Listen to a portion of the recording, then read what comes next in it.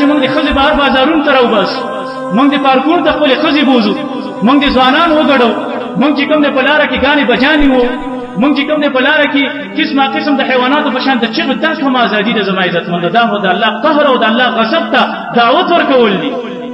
دا خو موږ الله ته واپس دا چغې وو چې الله دا ملک دی والا، دا احسان او دا نعمت دی والا، دا زمونږ نه دی پکار، زمونږ هغه هندوستان، هغه کفر، هغه شرک، هغه هندوان هم پکار دي چې هغې کوم کارونه کول. دا خو د هغې کارونه نن موږ او تاسو ته پاتې.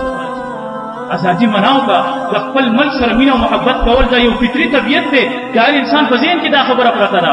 رسول الله صلی الله علیه وسلم چې د مکې نه کله راووتو، علما فرمایي رسول الله صلی الله علیه وسلم یو ځای پورې راغی، واپس مکې طرف ته مخ کړی او دا یې ورته ویل انک لا حب البلاد الی، په دې ټولو ښارونو کې ما ته ته ډېره محبوبه یې، ته زما کلي، زما علاقې، زه درکې پیدا شویم، زما مور او پلار، زما ملک، زما خپل خپلوان ټول دلته اوسېږي. دا څوک برداشت کولی شي چې د خپل ملک او خپلې علاقې نه وځي؟ خو زه مې دې قوم نه وې ایستلی، زه به ستا نه نه وې وتې، خو دې قوم زه نه وې ویستې، زه به ستا نه نه وې وتې. بلال رضی الله عنه چې هجرت وکړو مدینې ته راغی، بیمار شو، د مدینې هوا لږه سخته وه. کله چې بلال رضی الله تعالی عنه روغ شو، د مکې ارمان یې کړو، ارمان چې په مکه کې مې یو شپه کړی وې او ما ته د اسخر او د جلیل دا بوټي داسې ښکاره شوي، د مکې د بوټو ارمان یې کړو، د مکې د غرونو ارمانونه یې کړو چې هغه د مکې غرونه ما په خپلو سترګو لیدلي وې، څونه خبرې. میاه مجنه د مکې د اوبو ارمان یې کړو چې هغه مې څښلي وې، نو څونه خبرې. خپل ملک او خپل ملکي زما عزتمندو، ازادي غټ نعمت دی د الله رب العزت.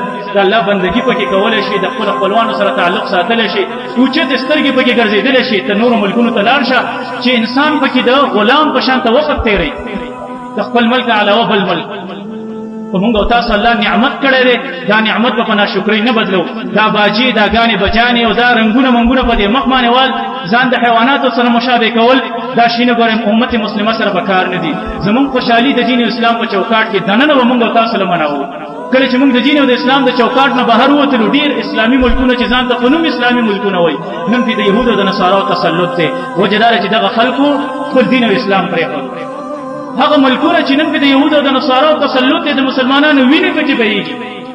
نږدې زمونږ ګاونډي افغانستان ته وګوره، جماعتونه شهیدان، ښځې پکې کونډې شوې، ماشومانان پکې یتیمانان شو، مسلمانان پکې وژلې کېږي. لیکن مسلمانانو په خپل منځ کې دا اختلاف شو، کافران نه وژني، مسلمانان یو بل وژني. دا ناشکري وجهي زما عزتمند، دا د الله رب عزت د خفګانونو وجهي، دا د الله رب عزت په نعمت باندې شکر ادا نه کړئ، ځکه دا حالات راشي.